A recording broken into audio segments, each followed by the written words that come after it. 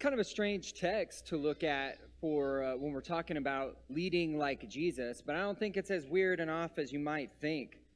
Sometimes the nerd in me comes up here and I say something like, we're not going to do this text justice today. We're going to do this text justice today. We're going to look at this from a lot of different angles, and that's going to be first and foremost. But we are talking about leading like Jesus, and so as we look at it, we'll also glean maybe some of Jesus's values and his leadership skills, and maybe find some ways that we can model that.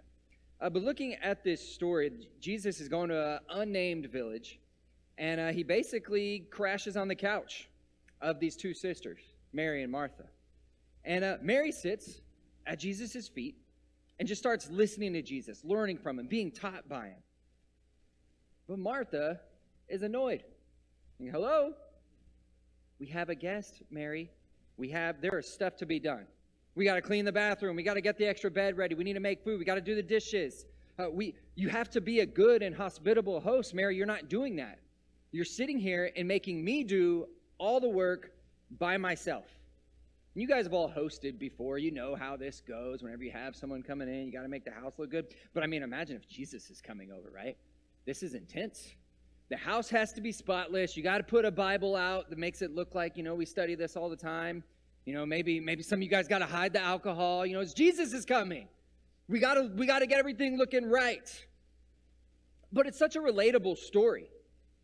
And I've seen and I've experienced this a million times. When there's work to be done and somebody feels like I'm doing all the work. And then they go and complain to whoever's in charge. Look, I'm doing everything. They're just messing around over here. Clay's going to hear that at Camp Blessing. Someone's going to have that to say. I'm doing everything. These people over here, they're just messing around. I've heard that plenty of times when I was a youth minister. Maybe at group work, on projects at school and stuff. Sometimes you feel like, I'm kind of carrying the weight here. These people aren't doing anything. Maybe you feel like that with your coworkers at work, that you're carrying all the weight and you wish somebody would come in and make these other people do their part. So I can really sympathize with Martha in this story. And so I almost can't help but default to thinking, well, Martha's right. She's the right one here. And so she goes and complains to Jesus about it, but Jesus says, basically, relax. There's a lot of stuff to worry about, but it's going to be okay. That stuff can wait. That's not at the top of the priority list. What Mary's doing is important. She's hearing the word. She's present with God. She's soaking in Jesus and his word. That is what's really important. That's what should be at the top of the priority list. And so I really like that Jesus is kind of saying, hey, the house chores can wait. But I think it's kind of doing more than that. This is really telling us a lot of really cool things about what it means to be a leader, about how to be, and it tells us some cool things about discipleship and about what it means to be a follower. And so think about which lady in the story you identify more with. Are you kind of task-oriented, want to get the jobs done, a hard worker like Martha? Or are you kind of more like Mary, the one who's kind of more chill, more relaxed, kind of want to sit and soak in, hang around and visit a little bit?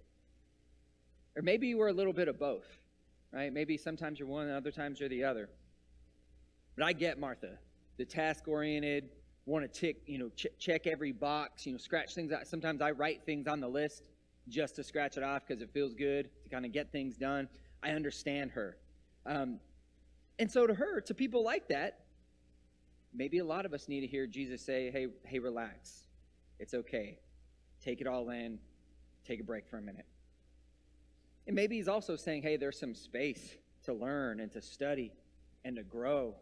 And it's interesting if you look at Luke chapter 10, if you look at the whole thing, the event right above this is Jesus telling the story of the Good Samaritan. And he's telling it to an expert in the law, a guy who's got the word down, a guy who knows the scriptures. And as Jesus asks him questions, he's giving all the right answers. This guy knows all the Bible class answers, and Jesus saying, yeah, good answer, yes, good answer. But then at the end, he tells the story of the Good Samaritan, and the guy this expert in the law gets a few more answers right. And then to him, Jesus gives the prescription, go and do. You know the word, you need to go and do. But then, in this story of Mary and Martha, he gives almost the opposite. You got somebody who's working and doing and being hospitable and doing their Christian duties, doing their Jewish duties. And to him, he kind of gives the prescription, hey, you need to chill out and soak in the word a little bit. And so I find it interesting. One, it's saying there needs to be balance between those, right? Between service, missions, ministry, living the faith, and between worship and being present with God and studying and praying and focusing on spirituality. We need to find a balance. And it's interesting, Jesus gives different prescriptions to different people. And I think that's sometimes something that we kind of miss. Sometimes look at the Bible, or we look at these letters that Paul writes, and we think these are prescriptions for all people for all time.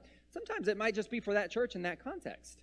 And so don't miss these things, that different people in different places in their faith, they need different prescriptions. They need to work on different things. And so again, I would say, which one are you more like? Are you like Mary, or are you like Martha? Are you like Martha, where you want to work and you want to do and you want to get things done? Or are you more like Mary, more for the sake of this, maybe more a little introspective, a little more wanting to receive, want to study, want to learn, want to have this personal growth? Which one do you emphasize more? Because we need to find balance. And so I think there's an important message there. But like I said, this is about learning about how to lead like Jesus, right? So I think there's some really important leadership things that we can glean from this. And one is good leaders are interruptible. Good leaders are interruptible. They can stop a task or a job for the people and the needs that are right in front of them. They can be task-oriented and get jobs done. That's good. You know, most leaders are very task-oriented. They want to get things done, get the things checked off the list. But they really need to be willing sometimes to set that aside, to set the job aside and meet the needs right in front of them, do the need that's right there. And this is really, like I said, this is hard for me. I'm very task-oriented. I have an anxiety. Once I make every Monday morning, I make a list of what I have to do that week, and it causes me great anxiety. I don't know why I do it. But like Martha, I'm really worried about many things, and I can't relax or chill out until everything's been scratched off this list. But I'm learning that when someone needs me, or a kid needs to talk, or someone from church has an immediate need, I got to be able to take that list and just set it aside for what's more important, for the more important needs that God has put in front of me. The checklist sometimes just has to go. And I've been bad about this. I know there's been times where I've had such tunnel vision. I've been unfriendly, and that's something I'm working on. But Jesus was really good about this. He was really good about being interruptible. And there was multiple times where he is going from point A to point B. He's going to heal someone, but then he stops to heal someone on the way when he hears them. When everyone else is kind of ignoring him, he stops, says, who says that? Or who touched me? And he's going to go and heal them. So he had a task, but he was also willing to stop and do what needed to be done in that moment. And I'll tell you this, some of the best ministry opportunities that you guys will have, some of the best moments that you will have to lead and to serve are going to be at inconvenient times. They're going to be at an inconvenient time, especially in our busy world, right? There's never a good time anymore. We always have something going on. So the opportunity to serve is going to be inconvenient. So we have to learn to just say, what I'm doing can wait. What I'm doing isn't as important as this need that God has put right in front of me.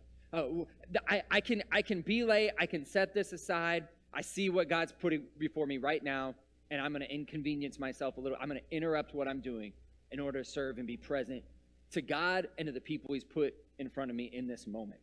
So it is very important to be interruptible, to learn to just take what God's put in front of you. And so I want you to think about that. You know, is this something you need to work on? Is your to-do list more important than people? And I hear Jesus saying, hey, people and being present with people is more important than the to-do list. But this can be dangerous. I'm not saying you got to be a yes man. I'm not saying you always, every moment, always got to be with these people, because that will lead to some serious burnout. So you can also see there's kind of a message here of finding some balance between work and rest. Sometimes you need to not work at all. It's okay to set up boundaries. It's okay to say no, which I'm also a people pleaser. And so it's really hard for me to say no and set up boundaries, but it's important to do that, because if you don't, you are going to burn out and you won't be as good of a leader. So you have to take care of yourself in order to be a good leader. And honestly, you got to take care of yourself in order to be a good follower. So here Jesus is affirming the person who's not working. He's affirming Mary, who's just sitting there receiving. and taking it all in. So he's saying there is time to work, but there's also time to rest. There is time to receive. There are multiple times you see Jesus in his ministry going off to be alone with God and to pray. That's important. And so we need this kind of rest and this kind of escape as God's people to kind of recharge. And so I want you to think about how you rest. I think a lot of us rest. We rest, but it's not good rest. We rest by staring at our phone or taking something in. We're still receiving some kind of message. And so I want to challenge you to rest without a device, without music, without receiving. Rest in a way where you only receive from God. And I think that's important because Jesus and Mary both found their rest in God. That doesn't necessarily mean hardcore Bible study either. I love studying the Bible. I think that's important, but to me, that's not rest. To me, I'm tired after studying the Bible sometimes. But maybe you need to set aside some peace and quiet, to be silent, to just pray about whatever comes up in your mind, to rest in God. And that's important. And I think that's healing, but I also think it will fill you up as well. So, no, good leaders know, good Christians know, you don't have to do it all. It's good to be very available, but you don't have to be available 24/7. Set up some boundaries, and when you do that, set up space to be with family, to be alone, to be with God. Jesus did that. Boundaries are important, and saying no is important. And when you do that, it's part of self-care. It's part of taking care of yourself. But you also do that so that you can actually better serve later. When you've recharged, you can do things better. You can serve better. There's another weird thing going on in this story that in our cultural context, we miss. And it says that Mary is sitting at the feet of Jesus. Now to us, that's like, okay, yeah, she's just sitting there. That's her posture, whatever. In Jewish culture, that is a very strong connotation of becoming a formal disciple. This is a move in which she's becoming one of Jesus' disciples, and it's a little radical. It's a little edgy. And you can see other places in Scripture where it's used in this way. In Acts 22, verse 3, I have the New Living Translation up here. This is Paul in Acts kind of giving some of his credentials. He says, I'm a Jew born in Tarsus in Cilicia, but brought up in the city at the feet of Gamaliel, educated strictly according to our ancestral law, being zealous for God, just as all of you are today. Most of your translations of this, if you have the NIV, it's going to say, I was a student of Gamaliel, something along those lines. Because what a lot of times, but the actual translation is at the feet of Gamaliel. This is more accurate. But what translations do is they kind of take these kind of cultural connotations sometimes, and instead of translating it exactly how it is, and they think, well, we might kind of miss that, they change it. And so most have said, a student of Gamaliel. But they know sitting at the feet is the same thing as becoming a student or a disciple. It happens in 2 Kings also. Elisha's bands of prophets, they sit before him as his formal students. So that's what's going on here, is Mary's becoming like a formal student. She's in the formal posture of being a student, something that women in Jewish culture didn't do. This would be scandalous. But you see in Luke chapter 8, women are named among the disciples that actually travel with them. Again, very edgy. And I know that maybe that's surprising to you. Maybe that's disorienting to you to think Jesus did that he broke those rules. But really, how many rules did Jesus break? He touched the unclean multiple times. He and his disciples didn't ritually wash their hands. He healed on the Sabbath. He had table fellowship with sinners. He cleared the temple. Of course he would have a woman disciple. That totally fits with everything else we've seen. For Jesus, love transcended law. If you look close in the Old Testament, you can even see how love often transcends law. Or at least if it makes you feel better, love transcends ritual practice at least, right? Love transcends these boundaries. But here, Mary is appearing to pursue a man's career, a man's job. Maybe that bothered Martha a little bit. She needs to be doing what the women are doing. She's usurping her role. She shouldn't be doing that. And so it's interesting here that you see Martha, a woman, getting mad about this. But if you look historically, whenever Whenever women are empowered in new ways, there's often another group of women who really don't like that, who really, and not to knock them, they're saying, hey, I like things the way they are. I like it this way. That happens a lot. Sometimes they're the biggest opponents to things like this. And so, pretty likely, something like that is also taking place here. But Jesus isn't going to knock anyone in this situation for wanting to learn from him, for wanting to be a disciple. He's not going to turn anyone away who seeks him and who wants to be like him, who wants to follow him. So there's a lot you could say about this. But since we're looking at it from a place of Jesus' leadership style, you see him doing it here in other places. Jesus is very willing to empower people. And good leaders are willing to empower. So, hey, she wanted to learn, she wanted to be a disciple. Even though she didn't fit the stereotype of a normal disciple, he let her be one. Earlier in chapter 10, Jesus sends out the 72 to do missions. He gives them power to heal and to cast out demons. That's a big deal. Because some leaders would not want to do that. Hey, my ability to heal, my ability to cast out demons, that's actually kind of making me powerful. That's making people need to rely on me. I want them to all have to come to me. I want to kind of hold this power to myself, and that's going to secure my position. But instead, he's giving it out. He's letting other people do some of these things that made him great, and he's sending them out and really covering a whole lot more ground this way. And so if you want to keep power, this doesn't make sense. But isn't that one of the problems with power is once we get it, we just try to figure out how we can keep it? But here Jesus is doing the counterintuitive thing. He's doing the opposite. He's giving it away. That keeps him, one, from being corrupted by it. But two, it would actually be really exhausting if he was the only one who was doing that stuff. It would be really exhausting to try to just do it all himself. It would wear himself out. So it's actually, you could view it as an act of self-care to empower others and let others do a job. Let others take responsibility. Let others do some ministry. That's self-care on the part of the leader. That makes his life easier. That makes his job easier. Have you ever seen leaders like that who really, they want to do it all themselves? They can't trust other people with the job. So they just wear themselves out trying to do every job by themselves.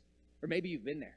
I've been there. I know the phrase that maybe a lot of us, when we've been in leadership positions, we've thought in our minds, it's just easier to do it myself.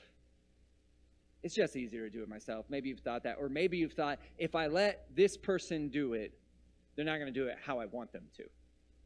They're not going to do it the right way.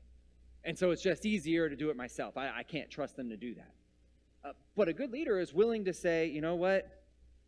Maybe they're not going to do it how I did. But that's okay. And maybe even in an act of self-care. Maybe I'm really not going to like the way they do this. But in an act of self-care, I'm going to let them do that because I have too much on my plate already. But it's also an act of humility. I'm going to let you do it even if I kind of don't like the way you're going to do it. I'm going to let you do it. So by empowering others, you're taking care of yourself, but you're getting more done, and you're raising up future leaders. And that's what Jesus was doing with the disciples the whole time. He had this hope for the future. He's raising them up to go and do great things. So good leaders kind of prepare future leaders by empowering them, by giving them lots of opportunities to make decisions and to grow and to use these gifts and to have some power handed to them early. So it's really important. But anyway, there's a lot you could say about this very important text. To take care of ourselves so we can best love and serve others.